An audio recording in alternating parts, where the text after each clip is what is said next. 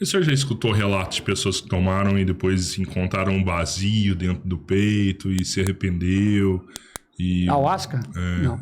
Não. Existem muitos mitos, muitos folclores, né? Existem tem algumas situações inusitadas, interessantes e recorrentes. Uma revista famosa publicou uma manchete dizendo que a ayahuasca era a droga lícita ou a droga liberada, né? E aí caiu de pau dizendo que era droga, que era um alucinógeno. E aí, eles foram contestados pela UDV, que é uma das religiões mais bem estruturadas, e foram condenados a pagar uma indenização altíssima, né? Pronto. Passou um tempo, teve um cara, sobrinho ou neto de um famoso, que tomou ayahuasca e depois entrou no mar e se matou. Né? Todo mundo já ouviu essa história, né? Sim. Aí a revista caiu de cacete em cima, tomou ayahuasca e morreu. Então, essas brigas que geralmente tem um fundo econômico, tem um fundo... Aparece na ayahuasca. Teve um outro cara um menino no Rio de Janeiro, que tomou ayahuasca. Não, ele não tomou ayahuasca. Ele era viciado, terminou indo pro céu do Mapear. E lá ele se jogou na fogueira e morreu na fogueira. Esse caso roda o Brasil todo. A história é totalmente diferente. O menino era esquizofrênico, tinha todo um quadro patológico considerado clássico, sim.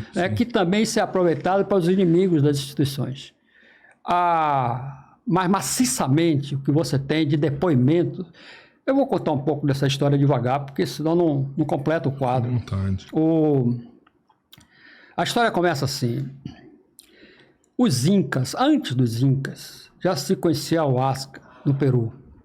Os Incas herdaram isso de uma cultura que antecede a eles e evoluíram muito, introduziu bastante no contexto deles. Então, para tudo, você tinha a ayahuasca no meio para resolver processos de cura, adorações, enfim, celebrar a colheita do milho, celebrar o sol, o cacete que fosse, eu acho que todo mundo. O Inca era isso aí. De fato, ela nasce no Peru, que o nome ayahuasca vem de Quichua, da língua Quichua, que significa ayo e huasca, vinho dos espíritos ancestrais. Né? Seria por aí. Porque quando você bebe aquilo, você tem uma série de visões e recordações. Esses Incas viviam felizes com a ayahuasca dele. Os espanhóis invadiram aquela merda lá e detonaram todo mundo. E eles migraram pela selva amazônica na região do Acre e foram para Boa Vista, por ali. Porto Velho, Brasileia, a região do Brasil que estava bem próxima. E lá, introspectando pela selva, conheceram os índios do Amazonas. E a partir dali, ensinaram aos índios do Amazonas como fazer o chá, que é a mistura de uma folha e um cipó. E esses índios viveram felizes a partir dali, fazendo as pagelanças dele, bebia aquela merda, fazia estratégia de guerra, descobria nicho de caça, sugestão de cura, e ficou uma maravilha. Nos anos 30, a automobilística estava forte, e a Ford estava se projetando muito, e eles precisavam de pneu. E aí, a Amazonas tinha borracha natural. Né? E o Brasil, naquela época, sempre tem um salvador que vai dar a solução na economia. Apareceu um que disse que a solução do país seria a exportação da borracha do Amazonas. Como eu extrair esse troço no meio do mato? O país aparece com a lógica de que quando você fosse convocado para servir o exército, você teria a opção de servir no quartel ou servir como soldado da borracha. E ia para o Amazonas para extrair latex e jogar no rio e exportar pelo Amazonas, pela fora do rio. Nessa brincadeira, 52 mil pessoas foram levadas para a selva amazônica, como soldado do exército, só que a serviço da extração da borracha. E lá foram jogados. Esses caras nunca receberam saldo, as fardas acabaram e eles ficaram lá no meio do seringal, se arrombando com malária. Mas ali, eles começaram a entrar na floresta para extrair a borracha. E tiveram contato com os índios e aprenderam sobre a ayahuasca. Desse universo de 52 mil pessoas, 3 se projetaram. Um é baiano, vivia aqui no interior da Bahia, analfabeto, plantador de abacaxi, enfim. metido no candomblé da Bahia, metido de sessão espírita, kardecista. Ele era soldado da borracha, entrou na mata, viu os índios, o índio deu ayahuasca, ele bebeu, quando ele olhou para cima, ele viu o sultão das matas, que é uma entidade de candomblé, né? E aí, compadre, esse cara criou uma religião que hoje é a UDV, fortíssima, está no mundo todo. UDV? UDV, União do Vegetal. É muito bem estruturado, é uma das mais fortes, mais organizadas. Aqui eu encontrei pessoas aqui na Bahia dessa religião. Aí teve um outro, que era metido com... Não, esse outro tinha uma escolaridade mínima, alfabetizado. E era metido com um catolicismo popular, né?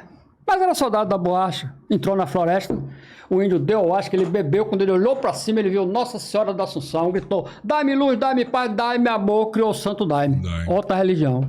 Teve um outro, que era aprendiz de marinheiro e vivia numa localidade onde tinha uma festa chamada Barquinha, um folclore português, né? Já ouviu falar dessa história, não? Não. Quando os portugueses chegaram no Brasil, eles desciam das caravelas numa barquinha, ia remando até o cais, e ali vestido de marinheiro, ia festejar os feitos náuticos na igreja, né? Isso é uma festa da barquinha. Ela é muito comum em cidades ribeirinhas e litorâneas. Na Bahia você tem um aqui em Arembepe, aqui pertinho, todo mês de junho tem. Esse cara era metido nessa merda aí. Foi soldado da borracha, entrou na floresta, o índio deu, acho que ele bebeu, o que é que ele viu? Ele sentado numa barquinha remando para levar as almas perdidas para o pé de Jesus e criou uma religião chamada a barquinha. Todas as três bebem ayahuasca, né? Essas religiões inicialmente eram muito fechadas, porque é difícil eu explicar para você que eu vou tomar um troço que eu vou ver minha vida toda passando em minha frente, que eu tenho visões, né, psicodélicas, de cores, etc. Era meio enrustida, mas elas foram se espalhando e está no Brasil inteiro. Em algumas regiões, uma é mais predominante que a outra. Rio de Janeiro, por exemplo, você tem a barquinha, né? Predomina o UDV no Brasil. E o daime também, por ter mais estruturada no início. Hoje não. Hoje, mais estruturada é o UDV. Mas no início era mais estruturada, também se espalhou. Elas são exportadas. Está no mundo inteiro. Eu tive na Itália, em um centro que bebia ayahuasca. Bebe? Aqueles caras grandalhão, enorme, com nariz amarelo, com nariz desse tamanho, vestido de índio, com cocá, cantando música do índio do Amazonas, tomando ayahuasca. Está no mundo inteiro. A ayahuasca está no mundo inteiro. Soldado da borracha. O lance é que a ayahuasca vai resolver muita coisa. Como o trânsito resolve muita coisa. Quer dizer, não tem como você quebrar essa inter-relação do transe natural provocado pelo DMT a partir da sua pineal, e o transe provocado de uma fonte exógena, que seria o ayahuasca. Ou jurema preta também, eu vou contar essa diferença. O lance é que quando você toma aquele troço, compadre, você vê sua vida toda passando em sua frente em 5 minutos. Você vê, você não lembra, você vê, você é menino, você é assim, você é assado. Momentos bons vão aparecer e momentos broncas vão aparecer. Os momentos broncos são suas repressões. Você se encontra com suas repressões. Por isso você elimina sintomas. Portanto, ela é terapêutica. Simples assim. A outra história interessante, eu acho que vale a pena a gente dar essas escapadas, né, do tema central. Os índios do Amazonas conheceram a ayahuasca a partir dos incas, a partir dos incas que, fugindo dos espanhóis, entraram para lá. E lá tinha muito, porque os dois vegetais que fazem isso é o achacrônio, o mariri, é o cipó nativo e uma folha nativa. Os índios do Nordeste não tinham, porque aqui não tem esse troço, né? Mas aqui tem uma planta chamada jurema. E o índio do Nordeste descobriu que se raspar a casca da raiz da jurema e fizer um chá, ele fica light, ele não entra em onda, não, ele fica light. Pronto. No candomblé da Bahia, que é o famoso candomblé afro-brasileiro, você tem algumas festas que é homenagem aos caboclos, são entidades do candomblé afro-brasileiro. E naquele dia, ou nesses dias, a mãe de santo faz uma festa para o caboclo come abóbora, girimum, faz lá a abóbora, girimum do caboclo. Caboclo bebe jurema, né, tradicional do caboclo, do índio do caboclo. Mas a mãe de santo, para agradar o caboclo, botou um pouquinho de champanhe. Aí a coisa pegou. Porque quando você está falando de ayahuasca, você está falando de DMT, dimetiltriptamina, né? Quando você está falando de jurema preta, ou ou chá da Jurema, você está falando de MDMT, metildimetiltriptamina. Não dá onda nenhuma, porque ela é metabolizada pelo organismo, não vai para lugar nenhum. Só que quando a Mãe Santa botou a champanhe, Uma oferenda. ela quebrou a molécula, craqueou a molécula, Separou. quebrou o M, aí ficou DMT, dá onda do mesmo jeito, dá um efeito parecido. O álcool fez quebrar. O álcool fez quebrar a molécula. Outros depois botaram champanhe. O grande segredo é que quantidade de álcool é colocada, porque ela descobriu, né? E passou de filha para filha, que não é todo candomblé que você vai beber Jurema e vai dar efeito, porque ele não craqueou a molécula, quer dizer, ele é metabolizado. Em alguns funciona. Eu já experimentei os dois casos. Eu sou o experimentador da vida, né? Eu fiz uma pesquisa com a ayahuasca, que eu fui para o Amazonas, vivi no meio desse povo lá, ouvindo, vendo, e trouxe 10 litros de ayahuasca. 10 litros. E cadastrei 100 pessoas. E fiz uma pesquisa controlada e metodológica, rigorosa. Onde eu pude ver todos os efeitos e o que isso tem a ver com a hipnose convencional. O transe bate. Mais um detalhe. Eu fiz a experiência com 6 pessoas e eu estava incluso. É a tal da análise quando o pesquisador se inclui, né? Participativa, a pesquisa participativa. E ali eu bebi também.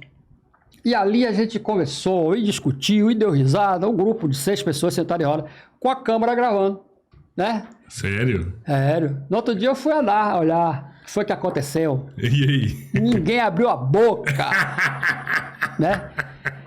Aquela conversa ali foi, né? Aquela conversa ali foi semiótica. Isso é importante. A visão do cientista. Ali, essa experiência foi fantástica. Eu fiz várias experiências. Também fiz experiência com Jurema. Eu fui no candomblé, tomei. Realmente o efeito é brabo, né? Eu não tenho nenhuma intimidade com religiões do ponto de vista participativo. Eu analiso todas elas. Tem até um livro falando isso aí. Mas eu tenho isso como informação na minha matriz religiosa. Aí eu tomei a Jurema.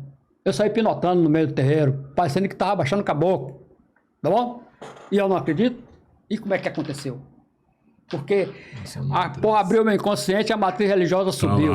E aí, exatamente. Olha, isso que eu estou falando é um aspecto extremamente interessante. Porque nas minhas sessões, vez por outra, em torno de 40%, o cara está no trânsito da porra, daqui a pouco ele manifesta short, manifesta tudo quanto é porra.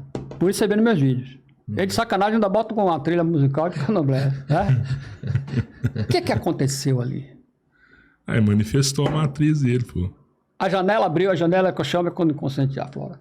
A janela abriu, a matriz religiosa subiu e por conhecimento cultural do que poderia ser, ele manifesta.